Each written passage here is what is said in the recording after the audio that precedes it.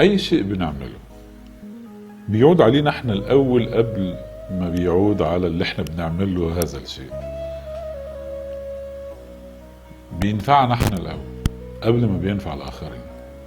حتى لو بتعلم حد حاجة، انت بتثقل معرفتك، انت بتهيل نفسك بان انت بتشارك اللي عندك مع الآخرين. فده بيفعل مبدأ ان احنا نفيد اللي حوالينا ونفضل على اللي احنا بنعمله ونتقنه ونعمله بأكمل وجه، لان مش بس مردوده على اللي احنا بنعمله معاهم، لا ده مردوده علينا احنا شخصيا. حتى لو مش مدركين هنلاقي بالوقت ده عامل لنا دعم نفسي ودعم معنوي وبنى في شخصياتنا بشكل لن تتخيلوه إلى أن تحطوا إيديكوا عليه.